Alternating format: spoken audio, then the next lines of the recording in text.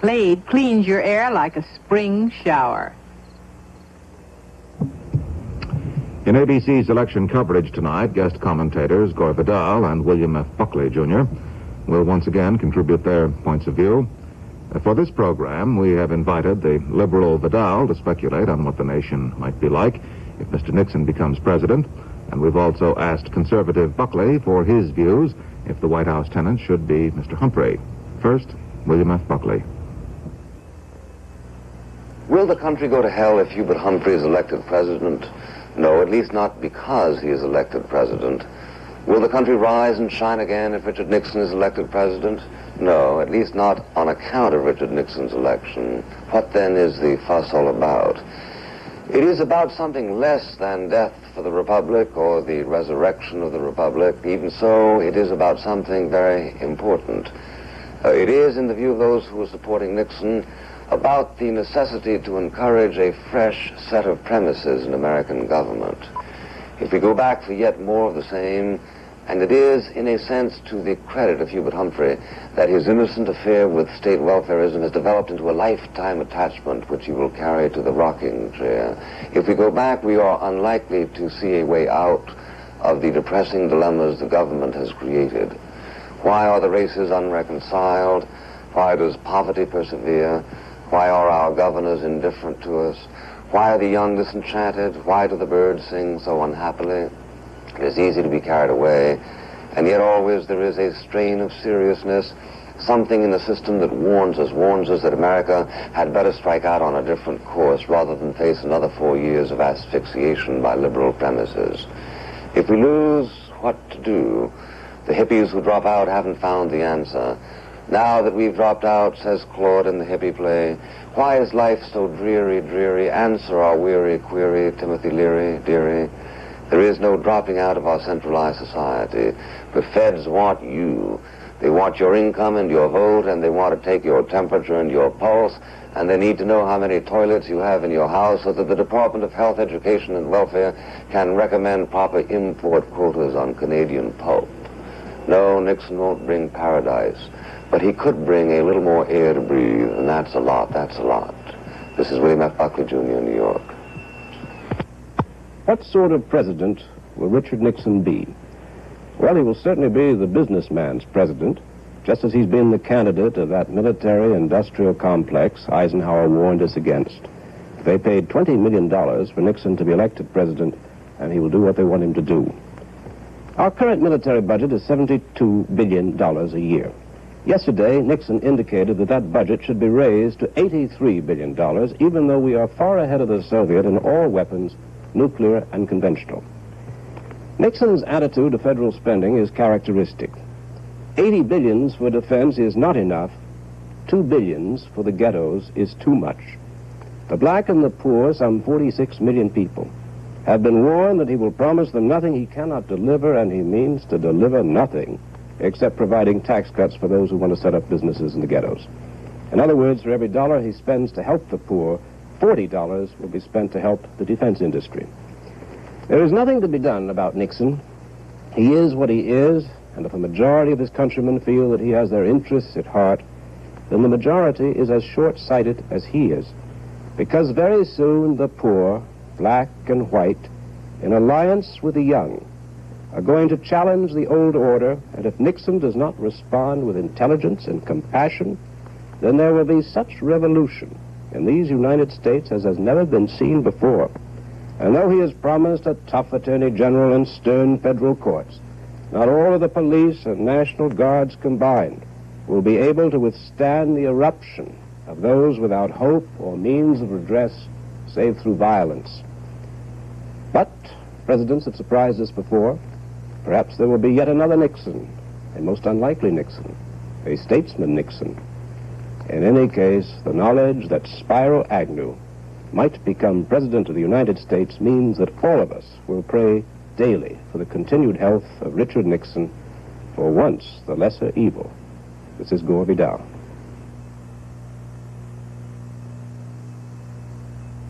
Boards. Two men who have run for public office will be watching with us and commenting with us tonight. William Buckley, who ran for mayor of New York as a conservative. Mr. Buckley is the publisher of the National Review and is a syndicated columnist. And Gore Vidal, who ran as a Democrat for Congress from New York's 29th District. Mr. Vidal is the playwright and the novelist. Mr. Buckley, have you got an opening comment for us tonight? Well, it will be a great evening no matter what happens, because the consequences of this election will be considerable. And what matters now is that within discrete limits, the country should bind itself to accepting the verdict of the majority. Mr. Vidal, you have separate but equal time. 4 months ago, a majority of the people hoped that today they would have a choice between Rockefeller and McCarthy. Unfortunately, a majority of the politicians preferred that we choose between Nixon and Humphrey. So regardless of who wins tonight, our electoral system has failed. Tonight on Election 68, we'll find out for certain the mood of this country. We may find out whom we've sent to the White House. We will learn what kind of a Congress we've given the next president to work with, and we're going to try to find out why.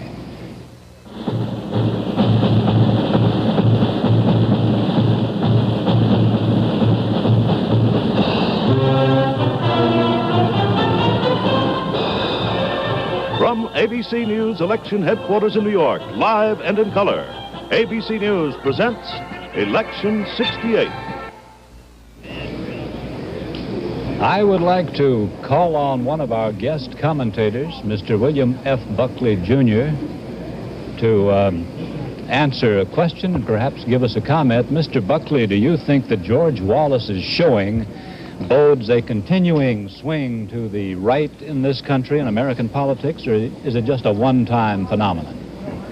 No, I never have related George Wallace to the right for reasons that I think are increasingly obvious. He is primarily a reactor. He reacts to a whole lot of frictions that America is very much seized over. The friction of big government, the friction of centralized control from faraway places. And the very fact that so many labor union members, for instance, who have traditionally voted Democratic, have shown such enthusiasm for him suggests that, in fact, he draws his strength not necessarily from the right, but from simply unhappy elements of the American community which are looking for quick solutions to complicated problems. It seems to me under the circumstances that to suggest that he is a conservative is pretty much like suggesting that Huey Long was a liberal, and the liberals during the New Deal age were very uncomfortable with that association, as in my judgment conservative leaders are uncomfortable with any effort to impute the sort of raucous rhetoric of Mr. Wallace to the, I think, noble concerns of the conservative movement. That is why I think he has been uniformly repudiated by every known conservative leader in the United States, and in my judgment will continue to be. So whatever is going on with Wallace, it is not, in my judgment, a movement of the right or a conservative excrescence. That sounds logical. But Wallace is the phenomenon of this year. It's remarkable that a man from a region should get such a wide following nationally. I'd like to ask Mr. Vidal now. Mr. Vidal, do you think that George Wallace is an enduring phenomenon or a one-time thing? I think that what he represents is enduring, as long as there are going to be these frictions in our society, particularly racial frictions, the problems in the cities. There will be those who react violently, those who react to the 20th century, those who react to a world they don't understand, and whether Wallace continues to carry the banner or not is a moot point. I suspect he hopes to. I think indeed that there will be a permanent party of the right wing, though it may not be conservatism in its purest form. Nevertheless, there is an element in conservatism which does react against the century in which we are unhappily located. And I suspect that Mr. Wallace and people who think like him will be with us for a very long time and will figure in subsequent elections. Thank you very much, Mr. Vidal. But these early results are coming in mostly from the Atlantic seaboard states, though some are inland. We've already projected Kentucky, won by Nixon, but most of these come. I would like to call on our guest commentators once more and ask them another question and beg them for a comment. I would like to call on Gore Vidal, first of all. Mr. Vidal, did the campaigning of either of the candidates change anybody's mind in this campaign, do you think? It's hard to tell about campaigning. It usually has a negative effect. People tend to vote for what they don't like. I must say that both Humphrey and Nixon were very well-known figures on the scene, and I don't suppose really in the campaign we learned anything new about them. Nixon didn't blow up or become petulant. Hubert Humphrey once or twice was able to give a short speech, but by and large I don't think that either man particularly scored. I suspect that the one interesting element in the campaign were the attempts of the radical left to break up meetings. In some ways a virtuous thing to do, but I think the result was to be enormously helpful to the men whose meetings they were trying to break up, whether it was Wallace or Humphrey or Nixon. So all in all, I think that it was probably a great waste of time, and I'd like to see only 2-week, perhaps, campaigns instead of this interminable 4 months. Well, I would like to ask that question now of Mr. Buckley. Do you think that the campaigning of the candidates, let's leave Wallace out, Humphrey and Nixon, do you think they changed anybody's mind from August and September when they had conventions? I don't think so much that people's minds were changed by the behavior or the remarks of Mr. Nixon or Mr. Humphrey so much as by the passage of time. There is no question but that during the past 2 months, Mr. Nixon's strength decreased relative to Mr. Humphrey's. But the reasons for that are, I think, less that Mr. Nixon made any egregious errors, or less that the country was all of a sudden fascinated by Mr. Humphrey. Rather, it seemed to me that the organizational strength of the Democratic Party gradually began to assert itself. And then after the trauma of Chicago was more or less assimilated, people began asking themselves the ancient questions. With which party am I likely to make material progress? Is it wise to change back to the Republicans? Thoughts of the Depression and the rest of it had an enormous impression. That rather than the candidates themselves. Thank you very much, Mr. Buckley. The Wallace vote that we've had so far is not surprising because most of those votes come from his base in the South. We'll see how he does when he gets outside the South, but let's have a report on the whole. So far, elected tonight are perhaps 45 of them were unopposed, 57 Democrats and 18 Republicans. I would like to call on our guest commentators once again. I believe Mr. William Buckley comes first this time. Mr. Buckley, I wonder if I could ask you, what effect do you think the bombing halt had on this election coming a week before the election? It seems to me likely that the bombing halt being called, when it was called, tended to confirm a lot of people's suspicion that the President of the United States is, or rather can be, highly cynical in his deployment of political affairs.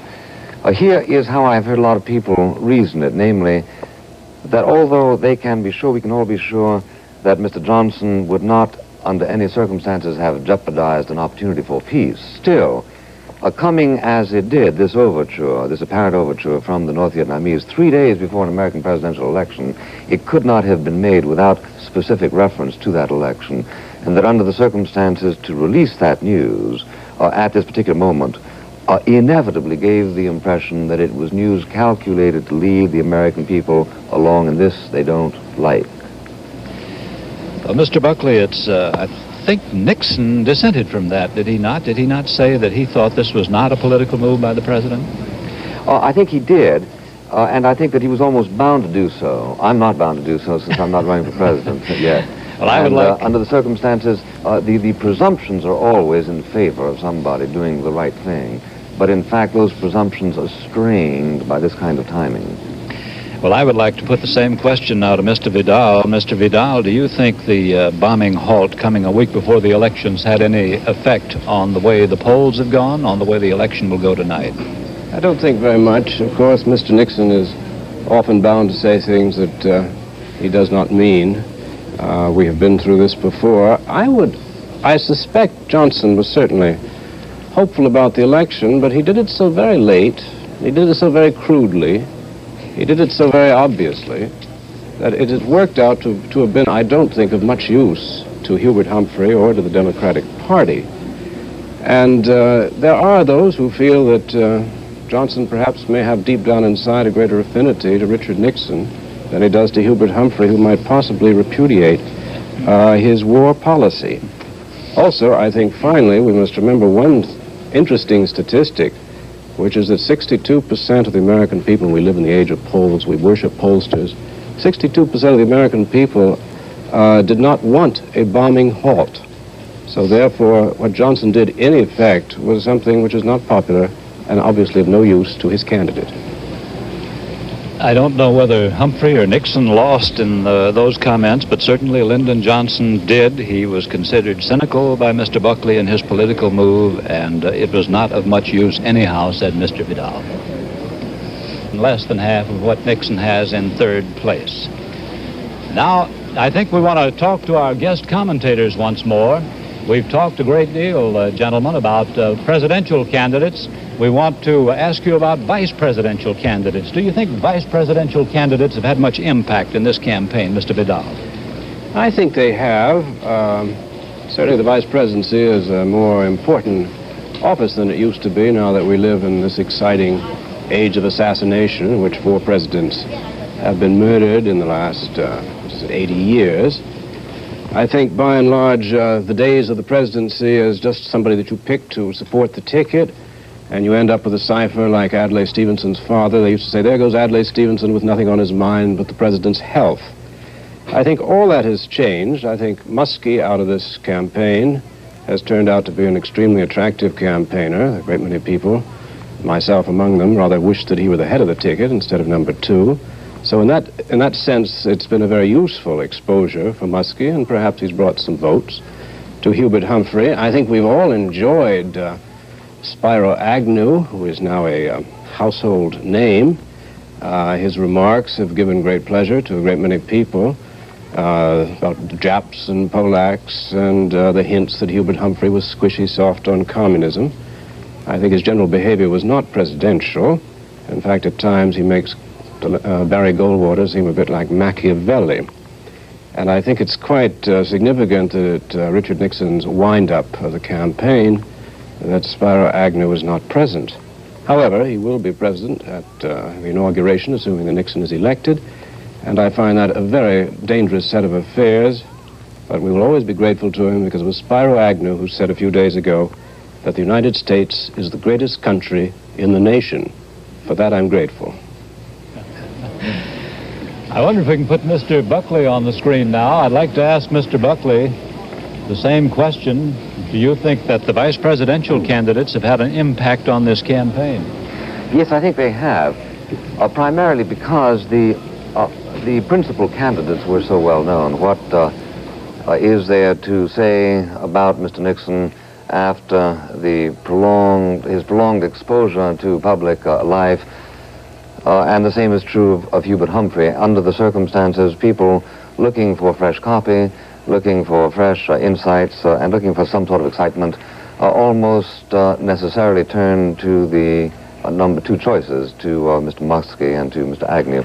It seemed to me clear from the outset that the relative invulnerability of Mr. Nixon, i.e., the difficulty that his enemies had in coming up with anything convincingly new against him, almost necessarily ended them up talking about Mr. Agnew. I did detect in the talk about Mr. Agnew a sort of a concealed snobbishness. He was somebody who wasn't, as the English say, PLU, people like us, i.e., people with the refined sensibilities of the editors of the New York Times, for instance. And under the circumstances, they tried to give the impression that he was a vulgarian. As much, of course, could be said about Harry Truman, who nevertheless remains rather a happy historical memory for showing precisely the same qualities. Thank you, Mr. Buckley. ABC's decision desk has just projected that Robert Dole, the Republican candidate for the United States Senate from Kansas, is winning that seat and will win it tonight. Dole was just tonight. We want to call in now our guest commentators, and I would like to call on Mr. William F. Buckley first.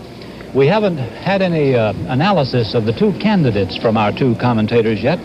What do you think, Mr. Buckley, is the prime virtue or strength of Richard Nixon?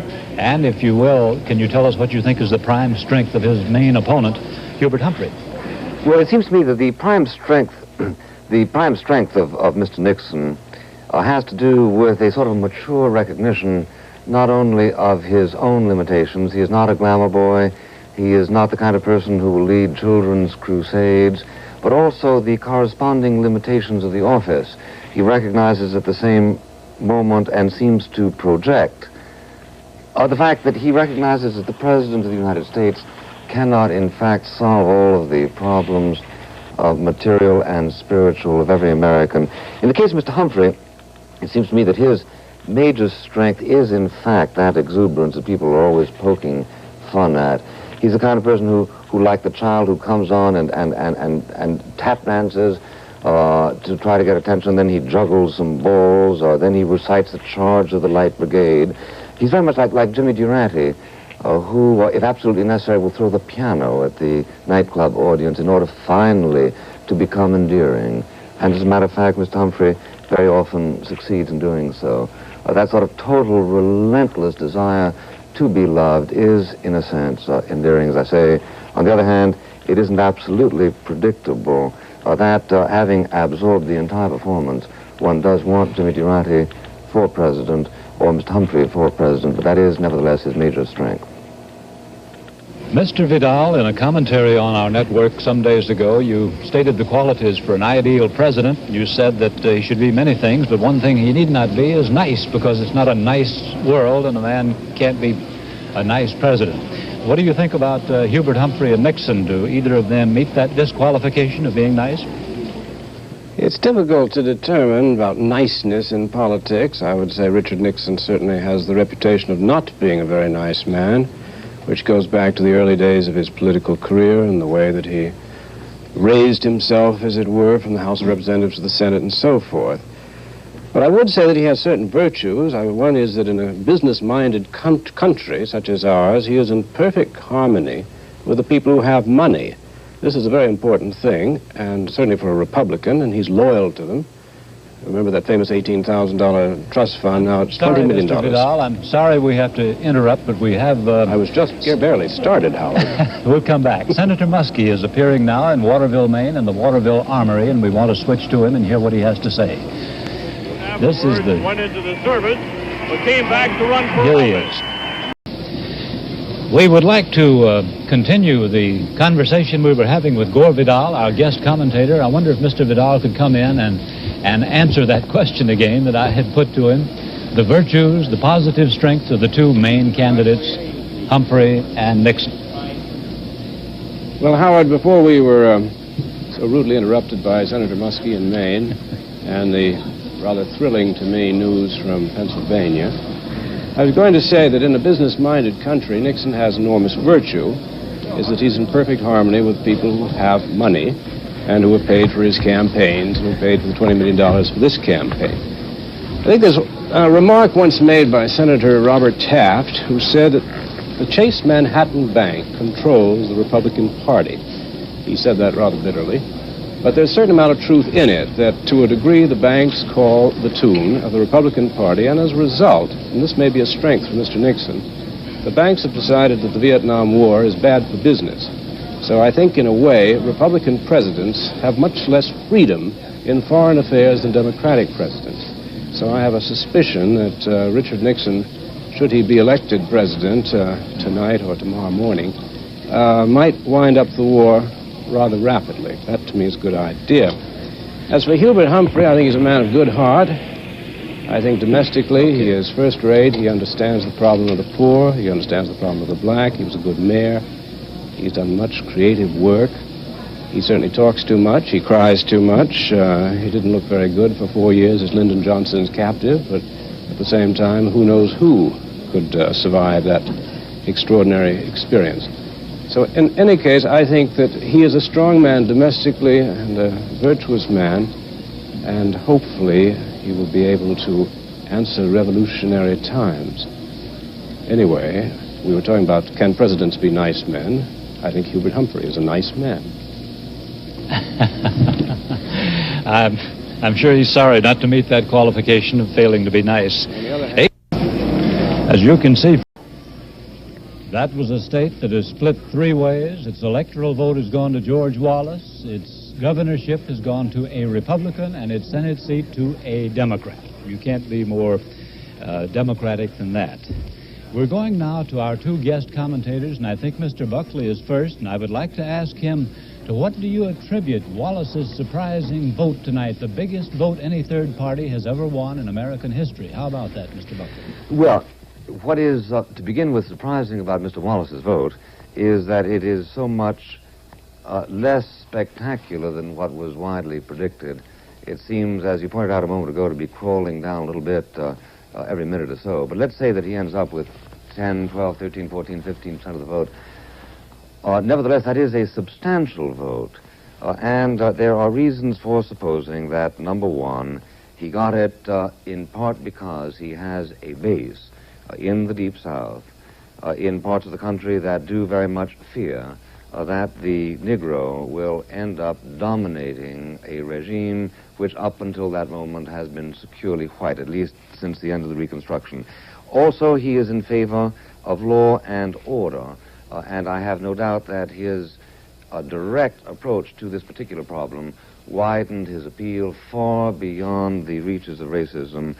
Third, of course, he is and stands against some of the unnecessary complications with which people, in effect, urge on America its general impotence to cope with any problem. And finally, and by no means least, there is a sense in which there is an anti-establishment flavor in the Wallace vote, which is the direct complement of the vote for Senator McCarthy. Mr. Vidal, I would like to ask you for your assessment of this very large vote, even though it's not as big as the polls originally said, this huge vote for a third-party candidate who was a regional man, who is not an outstanding orator, who does not have a specific program. How do you account for this huge vote? Well, I don't think the vote is as large as many people anticipated. I thought it would be larger. I've always felt that we must never underestimate the essential bigotry of the white majority in the United States. It is easily aroused, easily frightened. I think recent developments, people are afraid for their jobs in the northern cities. They're afraid for property values, their houses, that the Negroes will move in and their property values will be affected. I think that there are a great many really very real things that these people fear, and they're easily preyed upon by a demagogue who just says no, no, no to everything. And we all have those days in which the negative is the only true and honest answer. And I think, finally, it is a protest. What astonishes me about it is that so many people who are voting for Wallace said they might have voted for Bobby Kennedy or Senator McCarthy, and your mind reels. How on earth they can connect the two? But the problem is that they don't necessarily connect the two. What they're saying is that they wanted, let us use that dreadful word which we haven't heard tonight, charismatic leader. They want somebody who will simply say, we think this is a pretty lousy setup in the United States. We don't like the two major parties. We don't like the Republicans. We don't like the Democrats. We don't like Humphrey. We don't like Nixon. Let's get something done, even if it's to say no. And I think that no is a legitimate political position, no matter how wickedly, humanly it's based. And I think no is going to be with us for a long time. Well, Mr. Vidal, the voters for Gregory, I'd like to ask our guest commentators a question. I think Mr. Vidal is first this time. It is said that someone asked a Humphrey aide what Humphrey needed to win, and he said 4 more weeks. Do you think that if this campaign lasted 4 more weeks, Humphrey would win? I wonder if the country could stand another 4 weeks of this particular campaign. He seemed to show signs of picking up. There are still signs he might conceivably win this thing tonight. It's possible that the bombing halt might have been more helpful to him and to his cause than many people thought. I think perhaps at the last minute, those, myself among them, who followed the Senator McCarthy line and rather withdrew from the Democratic Party, that there was a great sense of, well, gosh, we really don't want Nixon, do we? And the other alternatives didn't seem to be too appetizing. So in a sense, there has been a sudden turning toward him and a sudden suspicion of Nixon, which is perennial, but in this case, the hollowness of the campaign that he has conducted. I sometimes wonder myself, I ran into somebody who said he was going to vote for Cleaver, an old Democrat, but he said the thought that Mark Lane would be one heartbeat from the presidency made it impossible. Well, I would like to ask Mr. Buckley now that same hypothetical question. Do you think that if this campaign had gone on a week or two or three more, that Humphrey would be a sure winner at the rate he seemed to be picking up support? Oh, no. No, I don't think so at all. It seems to me that if Mr. Humphrey had continued in his present course and in his present frenzy for another 4 or 5 weeks, he would have ended by so confusing his constituency that it would have been very difficult to situate him. He has taken already so many positions, for instance, on ending the bombing, that it takes a computer to keep track of them. And I do think that after another few weeks, he might very well have persuaded a critical number of people that he was so much carried away by what I persist in calling his desire to endear himself with everybody, that he would all of a sudden have ended up meeting himself coming around a corner and causing a considerable national confusion. So I think that he probably reached his high point about now. Thank you, Mr. Buckley. We have a projection from the state of South Dakota, which is going Republican. The liberal Democratic Senator George McGovern will win the election and will retain his seat in the United States